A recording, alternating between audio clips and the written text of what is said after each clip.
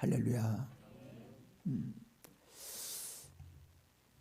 구약의 모든 선지자들이나 하나님을 만나는 사람은 어디에서 하나님을 만나느냐면 거의 산에서 하나님을 만났습니다.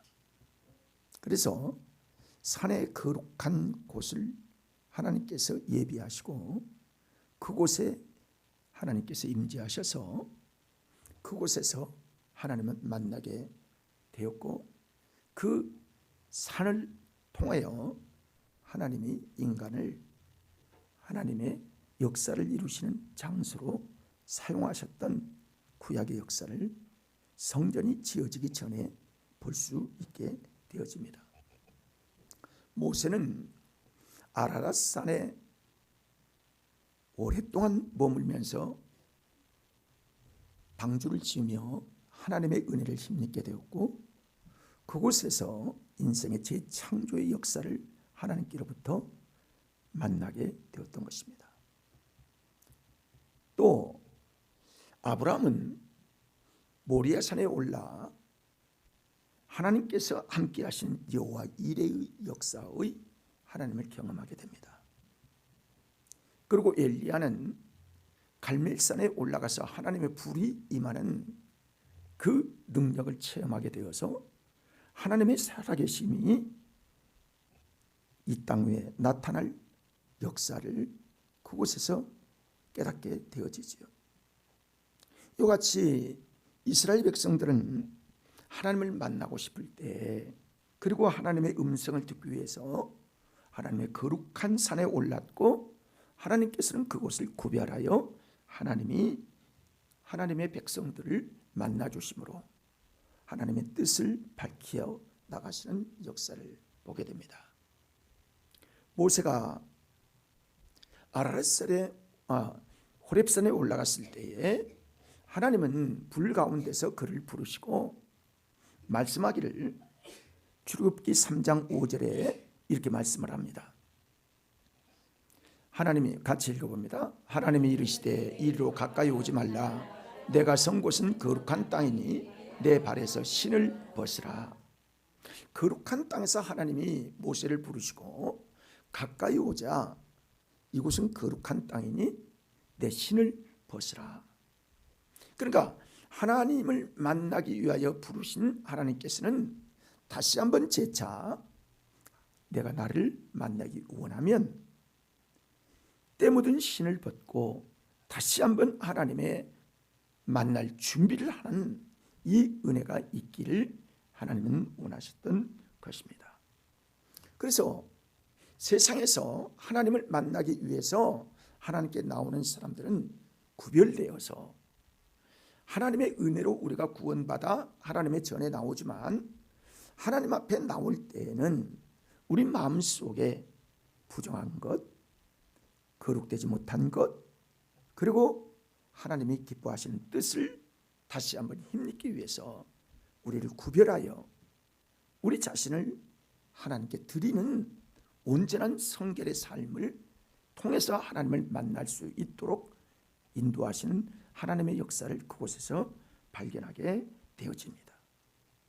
우리는 세상에 살면서 구별되지 않는 곳에서 우리가 살아서, 세상은 죄악이 많고 세상은 어둠으로 가득 찬 이런 세상에서 우리를 구원하여 부르셨기 때문에 우리가 하나님 앞에 나와 하나님을 만나기 위해서 우리가 주의 성전에 나오는데, 이 하나님의 성전에 나온 우리가 하나님께 이미 구원받은 은혜를 따라 하나님께 영광을 돌리고 하나님의 부르심을 받았다면, 우리가 하나님을 진정으로 깊이 만나기 위해서 우리 마음을 회개시키고, 그리고 거룩한 주의 인격으로 다시 새로워지는 아름다운 소망과 기대와, 그리고 하나님을 찾는 하나님의 앙망하는 마음이 우리에게 반드시 있어야 한다는 거죠. 그것들을 우리에게 말씀해 주고 있어요. 이제 산당 예배가 드려진 다음에 하나님께서는 성전을 회막을 짓게 하시고 회막에서 하나님을 만나게 하셨습니다. 회막 시대가 지나고 다시 성전 시대가 될 때에 하나님은 솔로몬을 통해서 성전을 짓게 하시고 성전에 누구든지 올 수 있도록 하나님께서 개방하시고 누구든지 주님 앞에 나와 구원받고 하나님을 경배하고 찬양할 수 있는 하나님의 은혜의 때가 임하게 될 때에도 역시 마찬가지였습니다. 많은 사람들이 주의 성전을 찾고 주의 은혜를 구하고 주님께 경배하기 위하여 하나님의 성전을 찾을 때에 그들에게 하나님 말씀하시기를 하나님이 너를 구원하기 위하여 나를 만나기 원하는 사람들은 예복을 입어야 한다. 예복을 준비해야 한다. 라고 주님은 말씀하셔요. 여러분 사람들은요 우리가 어떤 것들을 정말 귀한 분을 만나든지 귀한 장소에 간다든지 하면 우리는 먼저 마음을 준비합니다. 시간 준비하지요. 그리고 옷 준비하지요. 그리고 우리의 마음도 준비하지요. 그래서 그 귀한 분을 만나게 되는 거예요. 여러분 청와대에 간다고 하면 아무나 초대하지 않고서는 갈 수가 없어요. 또 어떤 귀한 분들을 만나기 위해서는 그 사람을 위해서 내가 준비하고 그리고 여러 가지를 준비하여 그곳으로 가서 미리 가서 준비하여 그분을 만나게 되는 것이 일반적인 상식입니다. 여러분 귀중한 파티라 할지라도 아무나 가는 게 아니라 초청을 받는 사람이 그곳에 가서 그 잔치에 참여할 수 있게 되어지는 것을 보면 그냥 아무나 하나님이 부르시면 갈 수는 있지만은 그러나 갈 때 준비하기를 원하시고 마음 준비하여 하나님 앞에 영광을 돌릴 뿐만이 아니라 하나님의 은혜를 받기 위한 마음 준비가 필요하다는 사실을 알 수 있게 되는 것입니다. 마태복음 22장에는 하나님께서 천국 비유를 말씀하실 때에 어떤 임금이 아들을 결혼시키기 위해서 많은 사람들 모든 잔치를 다 준비하고 객들을 부릅니다. 그래서 누구든지 이 천국 잔치에 참여하라. 근데 하나같이 참여하지 않는 거예요. 어떤 사람은 이렇게 핑계대고 어떤 사람은 저렇게 핑계대고 어떤 사람은 장가가고 어떤 사람은 뭐 논 팔았으니까 그거 보러 가고 밭을 샀으니까 밭을 보러 가고 어떤 사람은 소를 샀으니까 소 길들이러 가고 하나같이 안. 그러니까 그 하인들을 통해서 말씀하기를 그럼 너는 시장을 가든지 아니면 거리 어귀를 가든지 가서 누구든지 불러오라. 그래서 이 하인이 가서 사람들을 불러왔을 때 사람이 잔치자리에 가득 채워졌습니다. 나중에 임금이 와서 그 잔치를 보기 위해서 쭉 돌아보는데 그 중에 예복을 입지 아니하고 참석한 사람이 있어서 그를 만나서 친구여 당신은 어찌하여 이 귀한 자리에 오는데 예복을 입지 않았습니까? 라고 얘기했을 때 그 사람이 아무런 대꾸를 하지 못하고 아무런 말도 하지 않아요. 그때 임금이 말하기를 저 예복을 입지 않는 사람을 바깥 어두운 곳에 쫓아내라. 거기서 슬피 울며 이를 갈미 있으리라. 여러분 바깥 어두운 곳은 어디죠? 슬피 울며 이를 가는 곳이 어디죠? 그렇습니다. 똑같은 부름을 받은 사람이 있습니다. 똑같은 하나님의 초청을 받은 사람이 주님의 교회에 옵니다. 그러나 하나님께서 그 가운데서 다 하나님의 영광을 맛보는 것이 아니라 준비된 자, 발을 신을 벗는 자, 정말 모세처럼 구별되어서 이제부터 하나님의 뜻대로 살겠다는 진정한 마음이 있는 자를 하나님께서 만나시고 그곳에서 하나님의 역사를 이루시고 하나님의 선택받는 자의 삶을 살게 하신다는 거죠. 여러분 조건은 비슷한 것 같습니다. 그러나 하나님이 돌아오는 사람 중에 산에서 주님을 만나는 이런 은혜의 도구들이 되기를 하나님을 원하셔서 여러분과 저를 이곳으로 부르신 것입니다. 제가 옛날에 성전 건축을 하기 위해서 성전 세미나에 한 3번을 갔어요. 그랬더니 그 강사들이 말할 때 하나님의 성전을 만날 때 구약의 의미로 구약 성전의 의미를 설명을 하면서 그런 얘기를 하더라고요. 성전은 전부 평지에 있는 것이 아니라는 거예요. 높은 곳에 있기 때문에 2층에서 3층을 올라가려면 거의 계단을 넓게 만들어서 그곳에 올라가면서 하나님을 묵상한다는 거예요. 뭐 대화를 하고 이렇게 저렇게 뭐 희그덕거리고 올라가는 것이 아니라 한 걸음 한 걸음 올라가면서 하나님을 만나기 위한 그런 그 자세로 가기 위해서 성전을 높은 곳에 세운다는 거예요. 그래서 그 의미를 깨닫게 되어지는 것이 성전 건축의 본질적인 그런 요소들이 배경으로 깔려 있다는 사실을 듣고 그 말씀들을 저도 깊이 인식하고 있고요. 저도 지금도 성전에 대한 생각이 그래야 된다는 거예요. 그래서 거룩한 성전에 올라가는 사람들이 옛날에는 산에 올라가는 그 번거로움이 있었지만 지금은 성전에 오고 주님의 몸된 귀한 교회에 올 때에도 우리가 평지에 오지만은 이런 마음이 있어서 하나님을 만나고자 하는 간절한 소망이 우리에게 있을 때에 하나님을 만날 수 있게 된다는 것이죠. 여러분, 오늘도 하나님을 만나는 은혜가 우리 모두에게 임하기를 바랍니다. 이것이 우리에게 주신 산의 의미고 성전의 의미가 아닐 수 없는 것입니다. 오늘 다윗은 하나님을 만나는 자세에 대해서 하나님의 거룩한 산에 오를 자의 모습을 우리에게 4가지로 말씀을 하고 있는데요. 여기 산에 오를 자는 손이 깨끗해야 한다는 거예요. 첫째는 손이 깨끗해지기를 원한다는 거예요. 여러분, 손은 우리 마음 중심에서 가장 일을 어쩌면 많이 하는 그런 손입니다. 손은 깨끗하다 하는 것은 날마다 씻는다는 의미가 있기도 하겠지만은 그러나 영적으로 손은 깨끗한 우리의 행실을 말해 주고 있는 거예요. 여러분, 악수할 때도 일할 때도 그리고 밥 먹을 때도 손이 꼭 필요합니다. 우리 모든 부분들이 다 손을 통해서 어떤 일을 이루게 되는 것이죠. 다시 말하면 손이 우리의 모든 육체를 대표할 만큼 모든 일들을 이룰 수 있는 그 지체가 손이라면 손이 깨끗하다는 것은 우리의 행실이 깨끗해져야 한다는 것이죠. 그걸 의미하고 있는 거예요. 손이 깨끗한 자, 하나님의 그런 자들을 하나님이 기뻐하신다는 거예요. 여러분, 이 세상 사람들이요, 우리 그리스도인에게 요구하는 것이 뭘까요? 여러분, 우리의 믿음을 그들이 이해할 수 있을까요? 천국에 대해 이해할 수 있을까요? 부활에 대해서 이해할 수 있습니까? 십자가에 대해서 이해할 수 있습니까? 이해 못하는 거예요.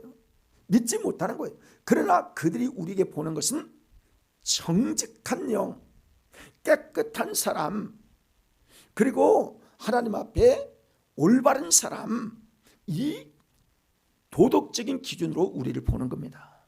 그걸 기대하는 거예요.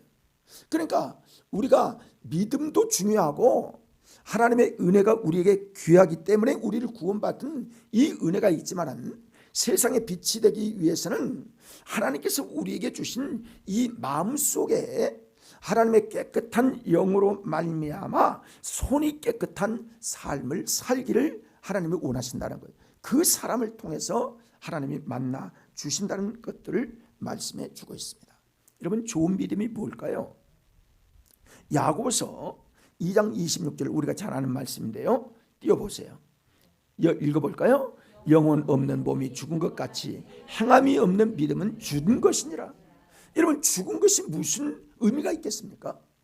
믿음은 살아있는 믿음이 돼야 되는데 살아있는 믿음이 되기 위해서 손이 깨끗해야 한다는 거예요.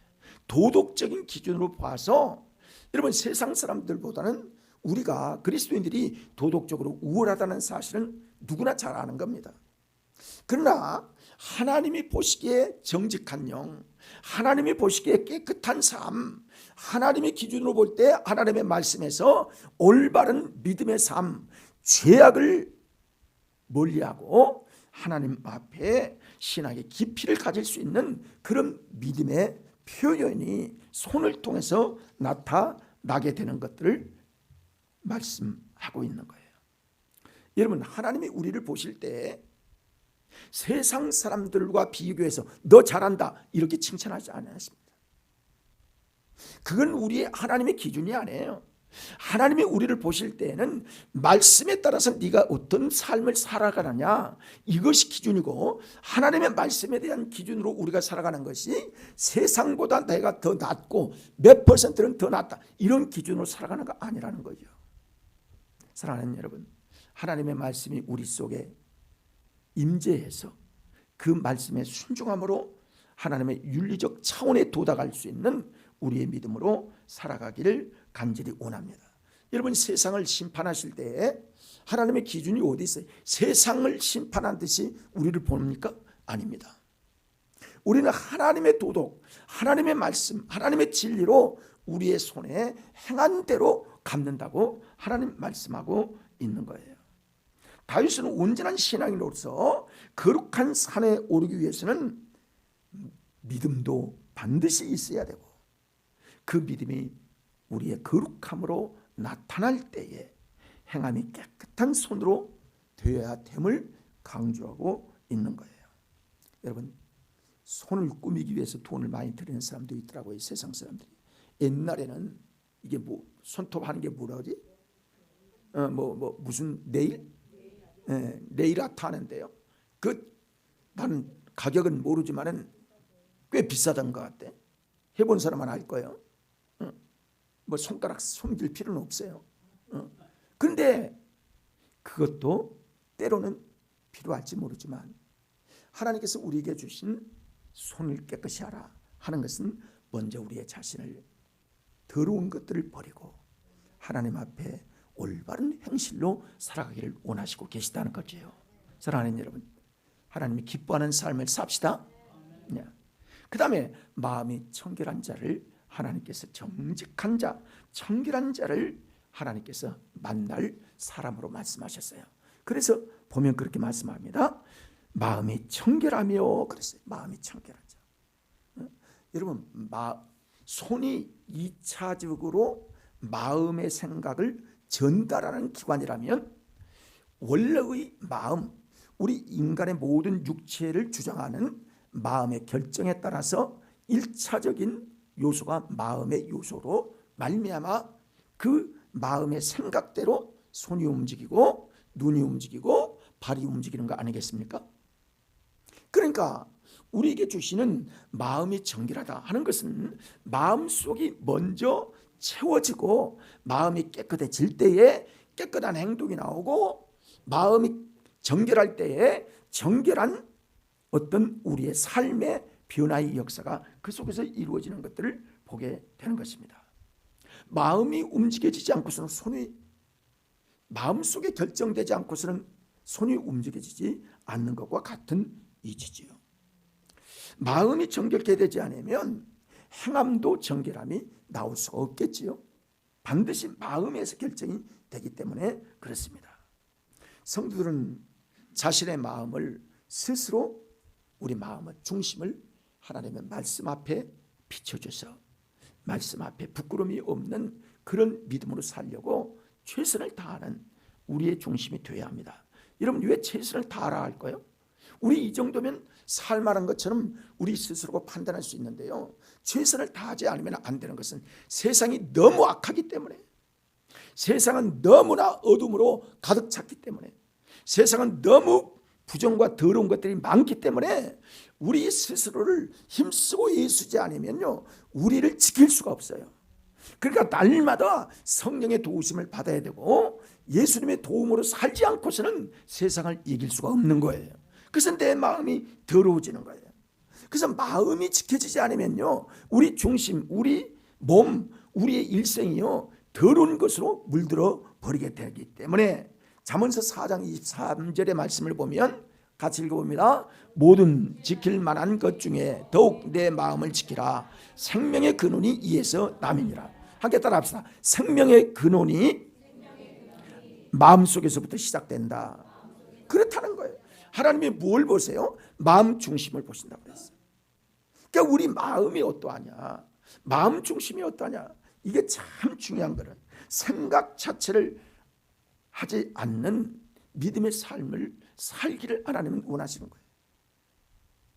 고린도전서 13장이 사랑장인데요, 이 사랑이 시작이 어디서 되느냐, 마음속부터 시작이 되는 거예요. 여러분, 성내지 아니하는 거 어디서부터? 어디서? 마음에서. 여러분, 교만하지 않는 거, 교만이 어디서부터? 마음에서. 여러분, 시기하지 않는 거, 시기가 어디서부터? 마음에서부터. 여러분, 무례행치 않는 것도 마음에서 이루어지고, 악한 것을 생각하지 아니하며 그랬어요. 악한 것을 생각으로, 우리의 생각으로 결정이 된다는 거예요. 악한 생각을 할 수 있다는 거예요, 없다는 거예요? 할 수 있다는 거예요. 또 반대로 하나님의 말씀과 선한 생각을 하라는 거예요. 여러분, 악한 생각은 우리가 육체로 길들여 있는데 선한 생각에 대해서는 길들여지질 않아서 하나님의 진리로 말씀과 기도로 거룩해지는 이 성령의 은혜를 따라 살아야만 우리의 마음을 지킬 수가 있고 우리의 마음이 선한 뜻을 이룰 수가 있다는 사실을 여러분 아셔야 합니다. 여러분, 영적 훈련해야 합니다. 그래야만 우리가 믿음으로 살고 마음을 지킬 수가 있는 것이에요. 그래서 예수님께서도 말씀합니다. 사람이 입으로 들어가는 것이 너희들 귀중한 줄 생각하는 줄 아느냐? 아니다. 사람의 마음에서 나오는 것이 악한 거야 라고 말씀합니다. 여러분, 마가복음 7장 21절부터 23절, 속에서 곧 사람의 마음에서 나오는 것은 악한 생각, 곧 음란, 도둑질, 살인, 간음, 탐욕, 악독, 속임, 음탕, 질투, 비방, 교만, 우매함이니 이 모든 악한 것이 다 속에서 나와서 사람을 더럽게 하느니라. 공감하시죠? 우리 그렇습니다. 그러니까 마음을 어떻게 잘 다스리고 내 마음을 깨끗하고 유지시키느냐, 이게 진정한 우리 그리스도인의 내적 싸움입니다. 이게 영적 전투인 거예요. 이게 이루어지지 않으면요, 우리의 행동은 자연적으로 외모로 그리고 겉으로 드러나 버리고 마는 것입니다. 우리가 속으로 있는 것들을 겉으로 선한 척 해봐요.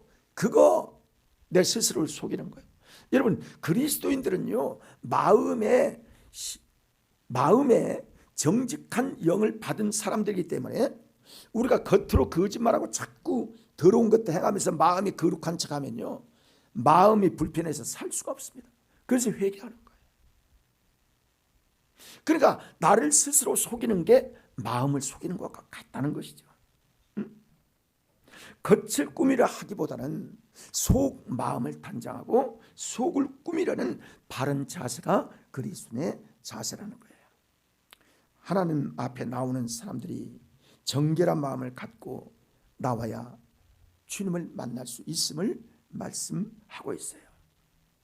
영적인 말씀을 우리가 채우기에 앞서, 은혜를 구하기에 앞서 내 마음을 비워서 정결함으로 하나님 앞에 하나님의 은혜가 내게 들어올 수 있는 그런 마음밭을 갖기를 하나님은 원하시고 계십니다. 그래서 청결한 마음을 하나님이 기뻐하시는 것입니다.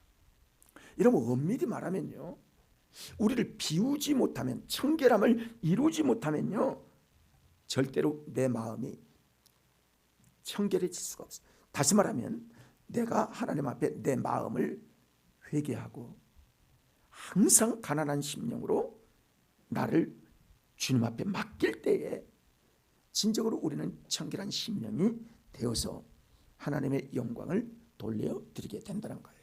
여러분, 세상 사람들도요, 여름만 돼봐요, 휴가철만 되어봐요, 여행 가는 사람들도 많지만은 산속에 들어가서요, 기훈련 받고요, 또 산속 절에 가서 내게 세상적인 그 모든 것들을 버리고 산에 있는 길을 받기 위해서 그 시간을 갖는 사람들이 요즘 많습니다. 힐링 가운데는 어떤 육체적인 치료만 되는 것이 아니라 이 내 마음속에 있는 이것을 새롭게 하는 그 헝클어진 복잡한 마음을 깨끗하게 정리하고 새롭게 시작하고 새롭게 도전하는 그런 정신을 가지려고 하는 사람들이 많이 늘어나고 있는 것들을 보게 됩니다. 이거 왜 그럴까요? 세상적인 욕심, 이기적인 마음, 시기에 질투하는 거, 이거 다 마음을 비우기 위해서 그런 생각을 하게 되는 거 아니겠습니까? 사람이 성숙해지는 것은요, 어떤 것들을 많이 채워서 성숙해지는 것이 아니라 사람이 살아가며 특별히 우리 그리스도인들은요 이렇게 되는 거예요. 살아가면 살아갈수록 야, 내가 깨끗하게 살았어야 될 텐데 그렇지 못했구나. 여러분 후회가 됩니까? 안 됩니까? 안 되죠? 된대. 저도 그러더라고요. 여러분 깨끗하게 사는 삶을 누구든지 그리스도인들은 바라는 거예요. 근데 속이는 거예요. 내 자신을 속인다는 거예요. 내 마음을 도둑질하고 속이고 하는 겁니다. 여러분 속을 깨끗하게 해보세요. 겉이 드러나게 됩니다. 속에 빛이 있어 보세요. 드러나게 되는 거예요. 그러나 속이 더러운 건요 언제 가다 그거 빵꾸 나는 겁니다. 언젠가 나타나는 거예요. 언젠가 그거 드러나는 거예요. 이거 다 정리하는 역사가 오늘 이 말씀을 통해서 산에 올라와 하나님을 만난 선지자들처럼 우리도 주님 앞에 나와 성전에 나와 하나님을 만나는 은혜로 다 세상 것 비워버리고 하나님의 인격으로 새로워지는 귀한 축복의 예배가 되기를 바랍니다. 이 은혜가 있어야 합니다.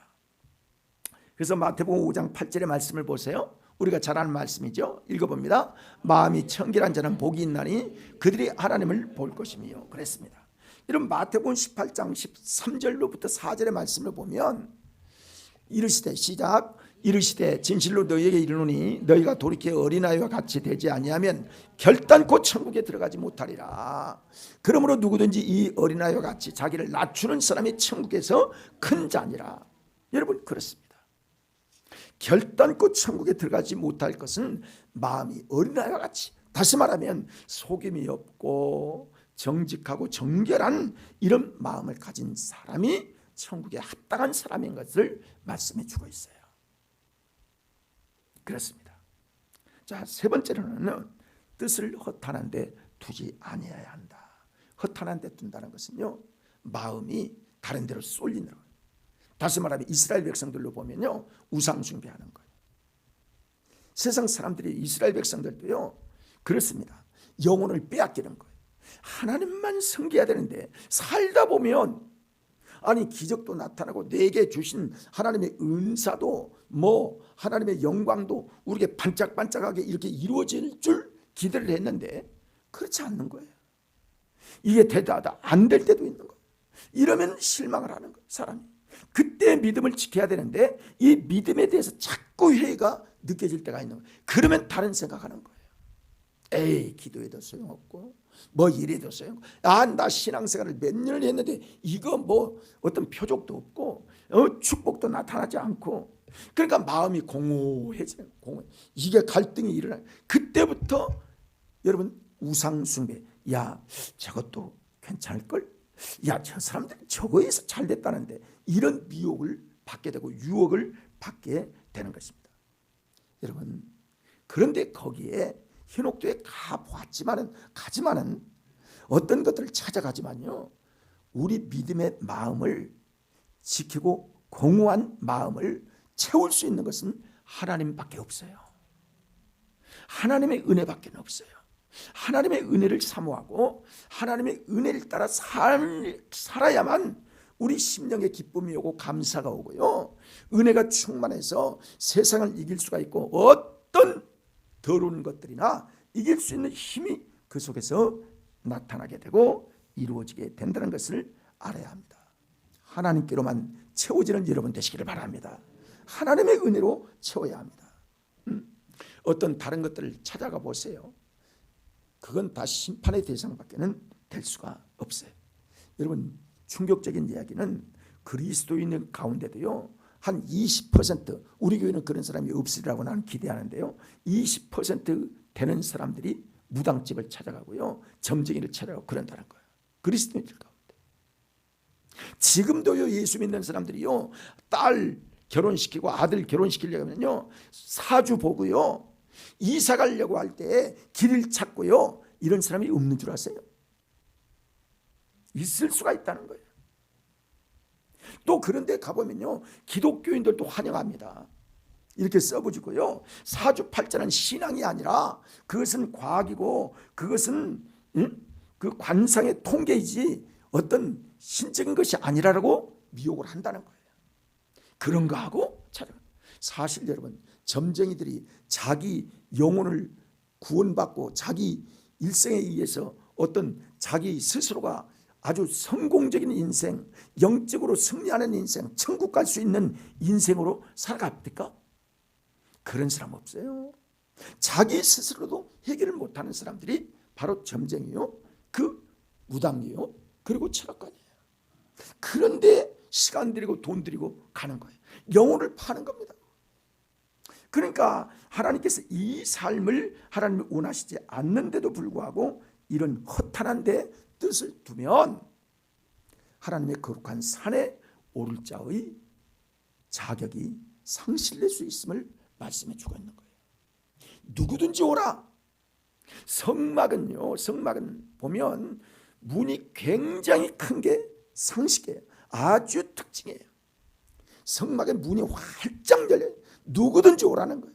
근데 와서 어떻게 온다고 해서 끝나는 것이 아니라 그 속에서 하나님의 은혜로 다시 새롭게 되어지고 그 속에서 하나님을 만나고 변화되어서 정결함으로 예복을 단장하라는 거예요.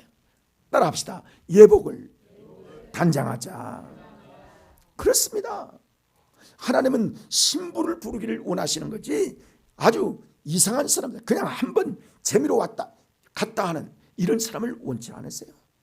다 신복감 같은 사람, 하나님 앞에 점점 성숙되어지고 하나님 앞에 올바라지고 하나님 앞에 영광을 돌릴 수 있는 중심을 하나님께 드릴 그런 중심을 쏟는 사람을 하나님이 원하신다고 해요.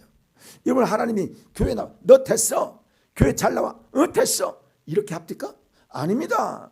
하나님의 종들을 통해서요, 하나님이 이렇게 하라 이렇게 하라 계속해서요, 우리의 더러운 것들을 도려내고 새로운 것들로 독수리의 날개침 같은 새 힘을 받기를 하나님은 원하시고 계시는 줄 믿습니다. 왜 그럴까요? 우리가 점점 잘되게 돼서 하나님께 영광이 되게 하기 위해서인 것입니다. 그리고 우리를 축복하기를 기뻐하시는 것입니다. 그리고 하나님의 나라가 우리를 통해서 이루어지기를 원하고 계시는 줄 믿습니다. 이게 하나님의 바라심이에요.